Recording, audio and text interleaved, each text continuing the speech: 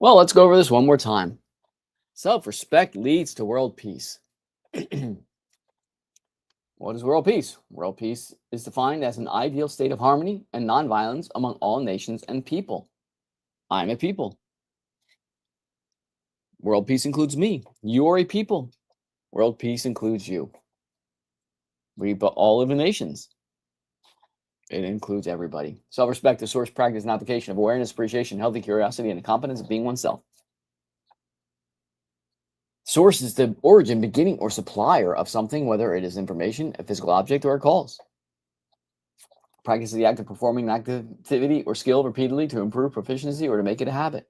Hello, viewer. We're talking about self-respect today. Self-respect and world peace. Self-respect leads to world peace, in my opinion. You're part of a people. You're part of a nation. You are a people. So this includes you. Let's talk about self-respect. The link's at the bottom of the screen. It's also in the description.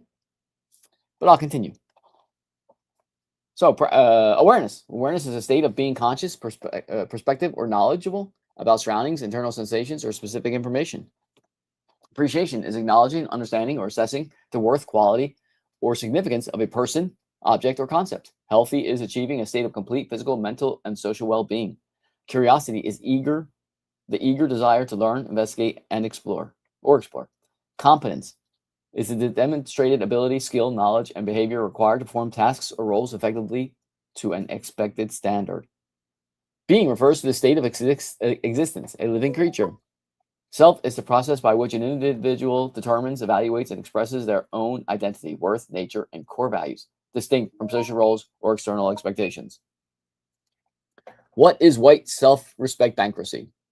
The pattern I recognize in my fellow white cisgender male fellow human beings. Blaming not white fellow human beings for their quote-unquote problems. That's self-respect bankruptcy right there. Blaming not cisgender fellow human beings for their problems. That is a lack of self-respect. That is self-respect bankruptcy right there. January 6th, 2021, behaviors exhibited by my fellow white cisgender human beings as is evidenced by news reports and self-reporting videos and pictures. That is self-respect bankruptcy in a nutshell. And claiming not to use pronouns. That is self-respect bankruptcy. Does white male self-respect exist? I personally think it does, since I claim to have it. This video is an example of my self-respect. Seems to be rare with the patterns I see and have listed above. Why am I not saying this about my fellow human beings? Because I look and am a white cisgender male human being, and the rest of the world's population will just dismiss my observations, saying, you don't know what it is like to be fill in the blank. Female, a person of color, a parent. I have no children. Not able-bodied. I'm able-bodied. Fill in the blank. Questions every single fellow human being needs to have answers to before every single interaction with a fellow human being every single time. Question 1, what dictionary are we using for this interaction? This actually gets the interlocutors on the same page. Actually, literally gets us on the same page. It increases the possibility and potential for accurate, clear communication. It stops equivocation. If somebody's equivocating between the definitions of a word, you pull out your handy-dandy dictionary, like this one I have right here, and you say, well, what's that word mean? Well, look, encage means to confine in or as if in a cage. See, now we know what the definition is. Now we can stop equivocating. Removes every single claim God from the conversation. Every single dictionary is descriptive, not prescriptive. If your interlocutor claim God has not provided any words or definitions of those words and is thus using human words, then I know the meaning of every single word, and so does my interlocutor. If the claim God hasn't provided the dictionary, then there's no special texts. We all have access to the same texts. There's no special texts. So providing a dictionary, if your interlocutor doesn't provide a dictionary from their claim God is off the table. It shows respect, self-respect. It shows self-awareness and awareness of others. It shows a self-appreciation and appreciation of others. It shows sympathy, aka prefrontal cortex understanding. It increases individual and interdependent safety. If we're on the same page and we're using the same definitions, we're safer. If one person is equivocating and every time they say dog, I hear banana, because I'm equivocating, we're both less safe. So it increases interdependent safety and individual safety. Question 2, what are your surroundings? Actually gets the interlocutors in the same reality. So if my interlocutor and I are in the same room and I describe it as being safe and comfortable, I'm safe and comfortable, and my interlocutor describes it as being unsafe and they're not comfortable, we're not in the same reality. Both of us are less safe. They don't trust me and I shouldn't trust them. So by describing the surroundings and getting on the same page, when it comes to the surroundings, it increases individual and interdependent safety. And it assesses the ecosystem's biometric markers. If I see you sweat, if I'm sweating profusely, if I'm just sweating and we're in a normal room, climate controlled, air conditioned, whatever, there's a problem there. Somebody's heart rate is racing. Why is my heart rate racing? That means I'm not engaged in the conversation. I can't be because my body is filled with stress hormones. So my prefrontal cortex is being bypassed. So being able to answer the question, what are your surroundings, and getting on the same page increases interdependent safety. Question 3, what is your inner voice self-story? The most important story in the universe, in my opinion. My interlocutor's inner voice self-story is the most important story in the universe. I know my inner voice self-story. I've practiced it. It's habitual. I doubt my interlocutor has a clue what their inner voice self-story is. So what is an inner voice self-story? The story you tell yourself about yourself. Whose voice tells that story to you? Is it your own voice? Or is it another's voice? Parents, spouses, the mean kids from school? If you're 55 like me, and the mean kids from high school is the voice inside my head, we're all less safe. Is it a priest, imams, a rabbi's voice in your head? Or is it your own strong, authentic, genuine, honest voice, like the one I have? The manner in which the story is told to you. Is it a friend? Self-respect, the source, practice, application, and awareness of appreciation, healthy curiosity, and competence at being oneself. Is it that voice that's talking to you, a friend's voice? Do you make eye contact with yourself in the mirror and smile at yourself? If you're not smiling at yourself, guess what? You're not smiling at your fellow human beings. And if you are smiling, it's not a genuine smile. Do you make eye contact with your fellow human beings and smile at them? Because if you have self-respect, you do. You practice the inverse golden rule. Do unto oneself as one would have others do unto oneself. If one does not want to be kicked in the groin by another, one does not kick oneself in the groin. Or is that inner voice a frenemy? Practices dwelling, regret, worry, anxiety, remorse. It's the same as kicking oneself in the groin. If that voice is frenemy, it's like flipping a coin. Is it going to kick you in the groin today, or is it not going to kick you in the groin this time? Why would anyone do that to themselves? And then there's the enemy voice. Toxic behaviors towards oneself. Smoking, alcohol consumption, illicit drug use. Trying to drown out that voice. Or something else. You don't numb one emotion, you numb all emotions. A measure of individual and interdependent safety. Dictates how now information is assessed, processed, and addressed. If that inner voice is an enemy, that's going to dictate how the information you are taking in every second is assessed. If it's a friend, it's going to affect how that information you are gathering, your ecosystem is gathering, is assessed. Question 4, what are your emotional attachments? Emotional attachments, a deep, often subconscious mental and emotional bond with people or objects that fosters feelings of safety, comfort, and security. What are they? Generational baggage, stories, memories, families, sports teams, religion, rabbit's feet, and special socks. Maslow's perch. When all levels of Maslow's hierarchy are fulfilled and one has self-respect, one is perched on the top of the hierarchy, Maslow's hierarchy. This is Maslow's hierarchy. Down here at the bottom, we have psychological needs. If they're not fulfilled, it's the foundation for nothing. Above that, safety needs. When they are fulfilled, that means your psychological needs are fulfilled, and now you can think about your safety. People in North Korea do not have either one of these. That's where they are on the Maslow's hierarchy. They're down here. They don't have any of their needs fulfilled. Love and belonging. You have a family. You have a partner. You have a clan, a troop, a tribe. Love and belonging. That's here. You're at this stage. You have self-esteem, esteem. You're here. But when you're on the top of Maslow's hierarchy, as I am, being a cisgender white male in the United States in 2026, I'm up here, and I have my Barca lounger right here, right here. See, my name's on it.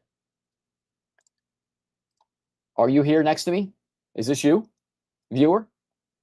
Let's find out. Oh, they didn't want to find out. They left. The Barker Lounger on the beach. Nobody finds this interesting. I find this very interesting. But nobody else finds this interesting. But I will continue. The Barker Lounger on the beach.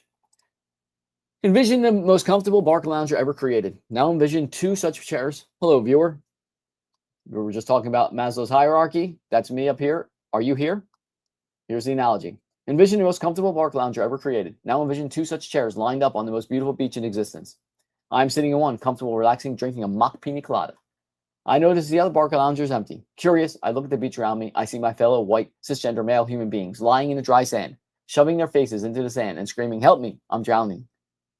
I look at the tide pools left behind by the receding waters. Other fellow white cisgender human beings, a few fellow human beings of color, and transgender fellow human beings of transgender human beings are lying in 2 inches of water, shoving their faces into the silt and screaming, "Help me, I'm drowning." We're doing the Barker Lounger on the beach, talking about Maslow's perch. Here's my chair on Maslow's perch. Are you next to me? Didn't think so. Further out in the deep water swells, there are other fellow human beings who are actually drowning. They aren't screaming. They are fighting silently for survival. I'm not a strong enough swimmer to reach them. I use my comfort, lack of stress hormones, and my prefrontal cortex, sympathy, aka emotional intelligence, to assess the situation. I realize that a sufficient and optimal path to saving those in the deep waters is to recruit my fellow white cisgender male human beings on the beach in the sand. I walk up to my fellow white cisgender male human beings, face down in the dry sand, bend over, and say, "Look at me, we are safe. Look at me, we are safe. Maybe we can help the others." But they refuse to stop their screaming. They continue to shove their faces into the sand, gripped by a quote unquote survival story, screaming, "Help me, I'm drowning." Question 1, where are you in this analogy? Are you in a chair sitting next to me? Question 2. Question 3, are you in the deep waters struggling? Question 4, or are you swimming out to help your fellow human beings in the deep waters? Or are you drowning in the sand? Next analogy, are you spring or spigot? Envision a natural spring. Now place a cylinder open on both ends on top of the spring. This is the vessel. If the spring is weak, it cannot fill the vessel. Nothing around the vessel gets water. If the spring is stronger, it fills the vessel and maybe a little water spills over the sides, watering a few things nearby. Now, envision a spring so strong that the water floweth over. Everything around the vessel gets watered. A natural marshland and streams are created and flow from the vessel. The source of the spring is the inner voice self story. My cup is not half empty or half full. My cup floweth over. Now envision a spigot. Some vessels have spigots installed by the vessel or other vessels, family, friends, identities, stories. Water is diverted from the vessel to fill someone else's half cup/vessel because their own spring is not strong enough. This prevents the vessel from ever flowing over. Some spigots are poisoned, trauma, stress. When installed, they poison the spring and divert the water at the same time. Sometimes they kill the spring entirely. I've removed all spigots. Now everything around me gets watered because fertile marshlands surround me and my nutrient-rich streams. And nutrient-rich streams flow from me, the vessel. And then there's a list of behaviors of humans practicing self-respect.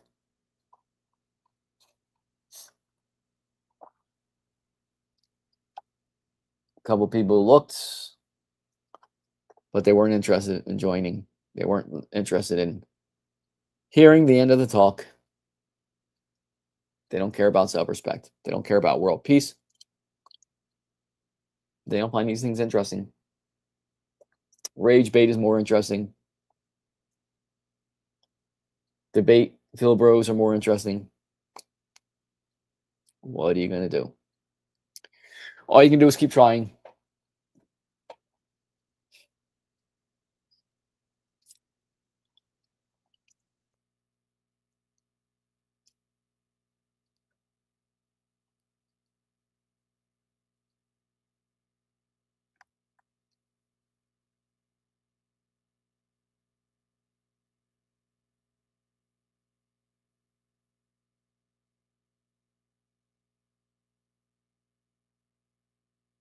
I think I want to change that.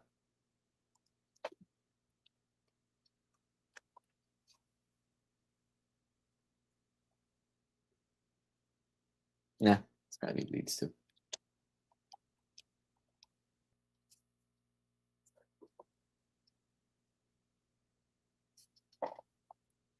Change this.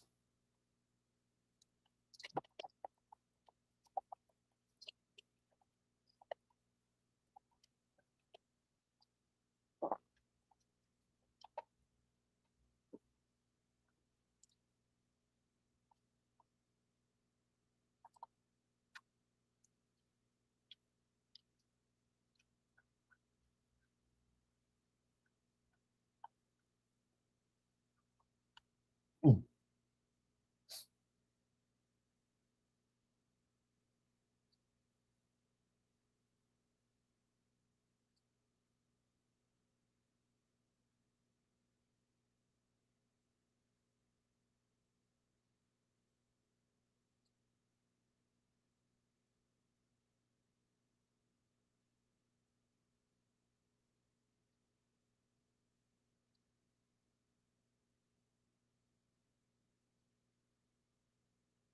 We'll stop at 20 minutes.